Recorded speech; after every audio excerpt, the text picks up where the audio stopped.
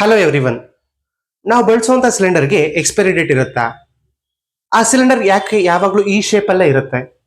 ಈ ಎಲ್ಲ ವಿಷಯಗಳನ್ನ ತಿಳ್ಕೊಳ್ಳೋಕೆ ಈ ವಿಡಿಯೋನ ಕೊನೆವರೆಗೂ ನೋಡಿ.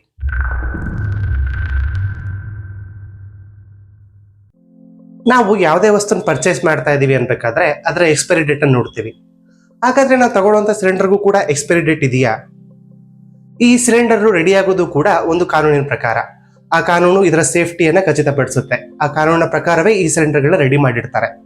ಸಿಲಿಂಡರ್ಗೆ ಎಕ್ಸ್ಪೈರಿ ಡೇಟ್ ಅನ್ನೋದಿರಲ್ಲ, ಅದ್ರ ಬದಲಾಗಿ ಟೆಸ್ಟ್ ಡ್ಯೂ ಡೇಟ್ ಅಂತ ಇರುತ್ತೆ.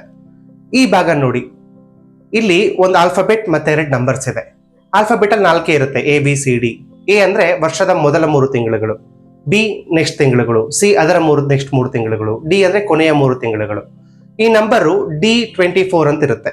D24 ಅಂತಂದ್ರೆ 2024 ಕೊನೆಯ 3 ತಿಂಗಳಲ್ಲಿ ಈ ಸಿಲಿಂಡರ್ನ ಚೆಕ್ ಮಾಡಬೇಕು ಅಂತ ಅರ್ಥ. ಆ ಟೈಮ್ ಬಂದಾಗ ಕಂಪನಿಗಳೇ ಆ ಸಿಲಿಂಡರ್ಗಳನ್ನ ಚೆಕ್ ಮಾಡುತ್ತೆ. ಅದು ಕ್ವಾಲಿಟಿ ಇದೆ ಅಂತ ಆದ್ರೆ ಮತ್ತೆ ಅದಕ್ಕೆ ರೀಕೋಟ್ ಮಾಡಿ ಇನ್ನೊಂದು ಹೊಸ ಡ್ಯೂ ಡೇಟ್ ಅನ್ನ ಹಾಕಿ ಅದನ್ನ ಸರ್ಕ್ಯುಲೇಟ್ ಮಾಡುತ್ತೆ. ನಿಮ್ಮ ಮನೆಯಲ್ಲಿರೋ ಸಿಲಿಂಡರ್ಲ್ಲೂ ಕೂಡ ಒಂದು ಟೆಸ್ಟ್ ಡ್ಯೂ ಡೇಟ್ ಇರುತ್ತೆ. ಅದನ್ನ ಚೆಕ್ ಮಾಡಿ ಕೆಳಗಡೆ ಕಮೆಂಟ್ ನಲ್ಲಿ ಹಾಕಿ. ನಾವು ಬಳಕೆ ಮಾಡುವಂತ ಸಿಲಿಂಡರ್ ಯಾವಾಗ್ಲೂ ಯಾಕೆ ಇದೇ ಶೇಪ್ ಅಲ್ಲಿ ಇರುತ್ತೆ? ಅದು ಡೊಮೆಸ್ಟಿಕ್ ಆಗಿರ್ಲಿ, ಕಮರ್ಷಿಯಲ್ ಆಗಿರ್ಲಿ, ಅಥವಾ ನಾವು ಬಳಸುವಂತ ಪೆಟ್ರೋಮ್ಯಾಕ್ಸ್ ಆಗಿರ್ಲಿ, ಎಲ್ಲವೂ ಕೂಡ ಇದೇ ಶೇಪ್ ನೇ ಫಾಲೋ ಮಾಡುತ್ತೆ. ನಾವು ನೋಡ್ಬೋದು ಇದರಲ್ಲಿರುವಂತದ್ದು ಗ್ಯಾಸ್, ಬಟ್ ಆದ್ರೆ ಅದು ಲಿಕ್ವಿಡ್ ರೂಪದಲ್ಲಿರುತ್ತೆ. ಈ ತರ ಲಿಕ್ವಿಡ್ ಆಗಿ ಕನ್ವರ್ಟ್ ಮಾಡಬೇಕು ಅಂದ್ರೆ ತುಂಬಾ ಪ್ರೆಷರ್ ಬೇಕು. ಆ ಪ್ರೆಷರ್ನ ತಡ್ಕೊಳ್ಳೋಕೆ ಸಾಧ್ಯ ಇರುವಂತದ್ದು ಈ ಶೇಪಿಗೆ. ನೀವು ಎಕ್ಸಾಂಪಲ್ ಆಗಿ ಯೋಚನೆ ಮಾಡಿ, ಒಂದು ರೆಕ್ಟ್ಯಾಂಗಲ್ ಇತ್ತು ಅಂದ್ರೆ ಬೇರೆ ಬೇರೆ ಪೀಸ್ಗಳನ್ನ ಬಳಸಿ ಅದಕ್ಕೆ ವೆಲ್ಡಿಂಗ್ ಮಾಡಬೇಕಾಗತ್ತೆ. ಅದಕ್ಕೆ ತುಂಬಾ ಎಡ್ಜಸ್ ಇರುತ್ತೆ, ತುಂಬಾ ಕಾರ್ನರ್ಸ್ ಇರುತ್ತೆ. ಸೊ ಪ್ರೆಷರ್ನ ತಡ್ಕೊಳ್ಳುವಂತ ಶಕ್ತಿ ಅದಕ್ಕೆ ಕಡಿಮೆ. ಬಟ್ ಈ ಶೇಪ್ ಅಲ್ಲಿ ನೋಡೋದಾದ್ರೆ ಇರೋದೇ ಕಡಿಮೆ ಪೀಸ್, ಕಡಿಮೆ ವೆಲ್ಡಿಂಗ್.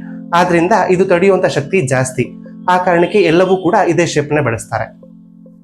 ಕರ್ನಾಟಕದಲ್ಲಿ ನಾವು ಪ್ರತಿ ತಿಂಗಳು 98 ಲಕ್ಷದಷ್ಟು ಸಿಲಿಂಡರ್ಗಳನ್ನ ಯೂಸ್ ಮಾಡ್ತಾ ಇದೀವಿ ನಿಜ, ಆದ್ರೆ ಸೇಫ್ ಆಗಿ ಯೂಸ್ ಮಾಡೋದು ಕೂಡ ಅಷ್ಟೇ ಮುಖ್ಯ.